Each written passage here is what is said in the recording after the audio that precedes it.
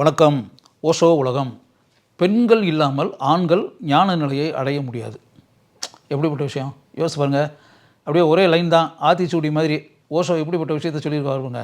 அதாவது பெண்கள் இல்லாமல் ஆண்கள் ஆன்மீக தளத்தை அடையவே முடியாது. இப்போ ஒவ்வொரு மனிதனுடைய ஆணுடைய வெற்றிக்கு பின்னாலும் ஒரு பெண் கட்டாயம் இருப்பாங்க, பெண் இருப்பாங்க அப்படின்ற மாதிரி சொல்கிறாங்க. அது ஓரளவுக்கு சிந்திக்கக்கூடிய விஷயந்தான், யோசிக்க வேண்டிய விஷயந்தான், ஆராய்ச்சி பண்ணக்கூடிய ஒரு விஷயந்தான். அதை ஓஷோ என்ன சொல்கிறாரு அப்படி கேட்கும்போது நமக்கு ஒரு காமெடியாக கூட இருக்கலாம், ஒரு தமாஷா கூட இருக்கலாம், ஒரு நகைச்சுவை ததும்பக்கூடிய ஒரு விஷயமா இருக்கலாம். லைன் ஆஃப் ஹியூமர் அப்படின்னு சொல்லி ஆங்கிலத்தில் சொல்கிறாங்களே, அப்படி கூட இருக்கலாம். பட் இதையெல்லாம் தாண்டி ஒரு ஆணுடைய வெற்றிக்கு பின்னால் பெண்ணுக்கு மிக முக்கிய பங்கு இருக்கிறது அப்படின்றதா உண்மை.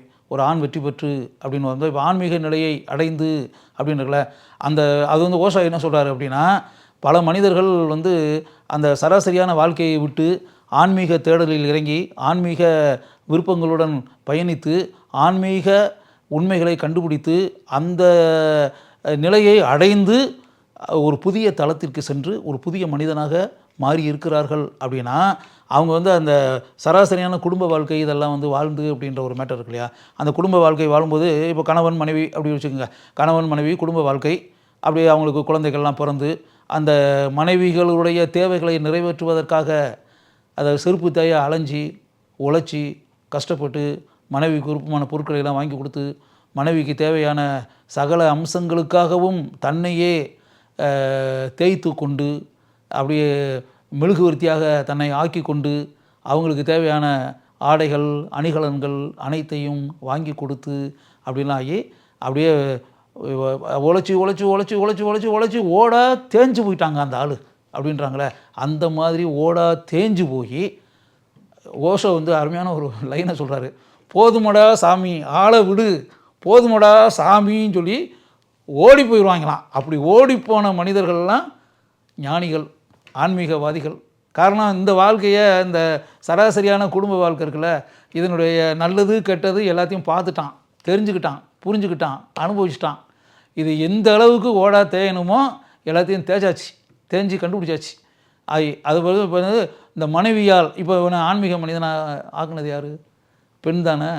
இந்த பெண்ணால் தான் அவன் ஆன்மீக மனிதனாக மாறினான் அப்படின்னு சொல்லிட்டு. அதனால் ஆன்மீக நிலையை அடைவதற்கு அதனால் பொதுவாக பார்த்திங்கன்னா நீங்கள் பொதுவாக அந்த ஆன்மீக மனிதர்களாக ஆனவர்கள் அப்படின்றது ஸ்ட்ரெயிட்டாக ஒரு நேரடியாக வாழ்க்கையில் குடும்ப வாழ்க்கை வாழ்ந்து அந்த குடும்ப வாழ்க்கையில் இருக்கக்கூடிய நல்லது கெட்டது எல்லா விஷயத்தையும் அப்படியே ஒரு ரவுண்டு அடிச்சுன்றாங்கள்ல, அதெல்லாம் பார்த்து முடித்து இனிமேல் எத்தனை ஆண்டுகள் அப்படியே இந்த திருமண வாழ்க்கை வாழ்ந்து அப்படின்ற மாதிரி இருந்தால் கூட இந்த இல்வாழ்க்கையில் இனிமேல் புதுசாக என்ன நம்ம அடைய போகிறோம், புதுசாக நமக்கு என்ன கிடைக்க போகுது, புதிதாக நமக்கு கிடைக்க போகிற பொக்கிஷம் என்ன அப்படின்னு பார்த்தீங்கன்னா இதே வாழ்க்கை தான்.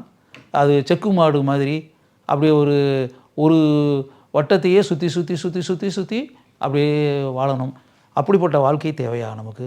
இதுவரை வாழ்ந்தோம்ல, இந்த வாழ்க்கை போதுமே, இதை தாண்டிய நிலைக்கு நம்ம போகலாமே அப்படின்போது இந்த இல்லற வாழ்க்கையில் முழுமையாக வாழ்ந்து முடித்தவர்கள் இனிமேல் போதும், இத்தனை ஆண்டுகள் வாழ்ந்தது போதும், மனைவியுடன் இன்பமான வாழ்க்கையை வாழ்ந்தது போதும், பிள்ளைகள் பெற்றாகிவிட்டது, பிள்ளைகளுக்கும் அவங்கவுங்களுக்கு வாழ்க்கையை அமைச்சு கொடுத்தாச்சு, அவங்கவுங்களுடைய வாழ்க்கையில் சந்தோஷமாக வாழ்ந்து கொண்டிருக்காங்க. இனிமேல் இந்த இருக்கக்கூடிய இந்த ஒரு பிறவியில் நம்ம ஒரு குடும்ப வாழ்க்கையை எப்படி வாழ முடியுமோ அதெல்லாம் வாழ்ந்து முடித்தாச்சு, போதும். இதை தாண்டி ஒரு உயர்ந்த நிலையை அடைய வேண்டும், உயர்ந்த தளத்திற்கு செல்ல வேண்டும், இதுவரை நம்ம உணராத புதிய அனுபவங்களை பெற வேண்டும். அந்த அனுபவங்களை பெறுவதற்கான வழி என்ன அப்படின்னு வரும்போது தான் அதுதான் ஆன்மீக தேடல். அந்த ஆன்மீக தேடலுக்குள் செல்லக்கூடிய மனிதர்கள் அப்படின்றதுல அவங்க இந்த குடும்ப வாழ்க்கையெல்லாம் வாழ்ந்து முடித்த, இல்லாட்டி சில ஆண்டுகள் வாழ்ந்த, கௌதம புத்தர் மாதிரி ஆள்கள்லாம் குடும்ப வாழ்க்கை வாழ்ந்தவங்க தானே, வாழ்ந்துட்டு இந்த வாழ்க்கை போதும் அப்படின்ற மாதிரி நினச்சி தானே அவங்களாம் போயிருக்காங்க. அவரும் குழந்தையெல்லாம் பெற்றவர் தானே.